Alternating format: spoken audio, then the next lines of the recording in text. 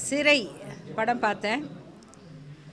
நான் பொதுவாக தமிழ்நாட்டு மக்கள் சினிமா பார்க்குற மாதிரி படம் பார்த்தா அழுவுறது, சண்டை காட்சி வந்தால் காதை முடிக்கிறது, அப்புறம் எதுக்கு இவ்வளோ சோகமாக படம் எடுத்து வச்சுருக்காங்க அப்படின்னு ரொம்ப வருத்தப்படுறது, அந்த மாதிரியான ஒரு சினிமா பார்க்குற பழக்கமுள்ள ஆள் தான். அதே மாதிரி சிறை படத்தையும் பயந்துக்கிட்டு தான் பார்த்தேன். ஏன்னா முதல்ல சிறை, அப்புறம் அதில் இருக்கிற ஒரு ஸ்ட்ரிக்ட் போலீஸ் ஆஃபீஸர், ஆனால் அவர் ரொம்ப நல்லவர். அவருடைய அதிகாரத்தை கொஞ்சம் எளியவர்களுக்காகவும் பயன்படுத்துகிறாரு.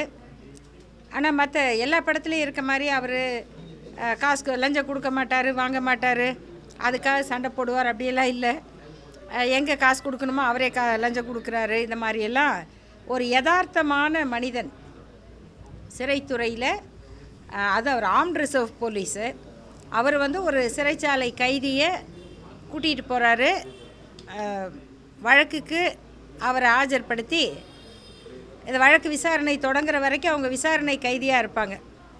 அந்த மாதிரி கூட்டிகிட்டு போகிற பயணத்தில் பார்க்குற அவர் கூட்டிகிட்டு போகிற ஒரு கைதி, அந்த கைதியோட ஒரு கதை, அதுதான் அந்த படம். அது கதையெல்லாம் நம்ம சொல்ல வேண்டியதில்லை. என்னென்னா, நிறைய பேர் கோர்ட்டை பார்க்குறவங்களுக்கு தெரியும். கொஞ்சம் ஒரு கோர்ட்டுக்குள்ளே போய் பார்க்கணும், ஒரு கிரிமினல் கோர்ட்டுக்குள்ளே போய் பார்க்கணும். ஒரு பஸ்ஸு நிற்கும், அங்கேருந்து கைதிகளை விலங்கு போட்டு கூட்டிகிட்டு வருவாங்க. அந்த பஸ்ஸு வர்றப்ப ஒரு 10 குடும்பம் எந்திரிச்சு ஓடும் அந்த பஸ்ஸை நோக்கி. போலீஸ் பஸ்ஸோ இல்லை வெளியிலேருந்து வர்ற வண்டியோ அந்த கைதிகளை கூட்டிகிட்டு வர்ற அந்த வண்டியை நோக்கி ஒரு 10 குடும்பம் ஓடும். அவங்க கையில் சாப்பாட்டு பொட்டலம் வச்சுருப்பாங்க, வேறு ஏதாவது கையில் அந்த பையனுக்கோ அந்த அப்பாவுக்கோ அண்ணனுக்கோ கொடுக்கறதுக்காக தூக்கிட்டு ஓடுவாங்க. அவங்க திரும்பி போகிறப்போ அவங்க அப்படியே அதை பேசிக்க முடியாமல் ஏதோ 4 வார்த்தை பேசிட்டு போவாங்க. அவங்க எதுக்கு இப்போ கோர்ட்டுக்கு வந்தாங்க, எதுக்கு திரும்பி போகிறாங்க, யாருக்கும் தெரியாது. அப்படி ஜட்ஜி கேட்பார், ஓகே அடுத்த வாய்தா அப்படின்னு தேதி போடுவாங்க. இப்படியான லட்சக்கணக்கான வழக்குகள் நாடு முழுக்க இருக்குது. அப்படி அழைச்சிக்கிட்டு கோர்ட்டுக்கு வந்துட்டு போகிற ஒரு கைதி, அவர் ஒரு முஸ்லீம் கைதியாகவும் இருந்துட்டா என்னென்ன பிரச்சனை அவருக்கு இருக்குது, அந்த அவருடைய வழக்கு தான் என்ன அப்படிங்கிறத அப்படி ஒரு 2 மணி நேரம் நமக்கே அப்படியே சீட்டு நுனியில் உட்காந்துக்கிற மாதிரியாக இயக்குனர் சொல்லியிருக்காரு. அதே மாதிரி நான் சொன்னேன், எனக்கு துயரமான படங்கள் அவ்வளோ பிடிக்காது.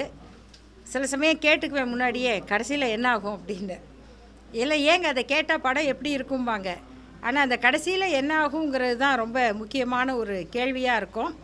இந்த படத்தை பார்க்கணும். இந்த கதை கிளைமேக்ஸ் எல்லாம் இல்லை, இந்த படத்தை நம்ம பார்க்கணும். நாட்டில் நம்மளை சுற்றி என்ன நடந்துக்கிட்டு இருக்கு, நம்ம பார்க்குற மனிதர்களோட வாழ்க்கையில் என்ன நம்ம பார்க்காத பக்கம், நம்ம ஒருத்தரை பற்றி எப்படி நினைக்கிறோம், அவங்களுக்கு பின்னாடி என்ன இருக்குது அப்படிங்கிறதையும் இவ்வளோ ஒரு சுவாரஸ்யமாக கதை சொல்லணும் அப்படின்னா அது உண்மையிலேயே பெரிய வேலை தான். இந்த மாதிரி ஒரு கதையை அதை ஒரு நிமிடம் கூட நமக்கு ஒரு சோர்வு தட்டாமல், பாட்டு வருதா டைமை பார்க்காம அப்படி கிடுகிடுன்னு ஓடுற மாதிரி எடுத்திருக்கிறதுக்காக இயக்குனர் சுரேஷ் தானே, சுரேஷ் ராஜகுமாரி, அவங்க அம்மா பேரை வேறு கூட வச்சுருக்காரு.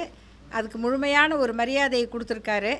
நம்முடைய இயக்குனர் சுரேஷ் ராஜகுமாரிக்கும் இந்த படத்தினுடைய தயாரிப்பு அவங்களுடைய குழுக்களுக்கும் என்னுடைய பாராட்டு தெரிவிச்சுக்கிறேன். கண்டிப்பாக நம்ம என்னை மாதிரி படம் பார்க்கணுன்னு ஆசைப்படுற எல்லாருமே இந்த படத்தை பார்க்கணும். அவ்வளோதான்.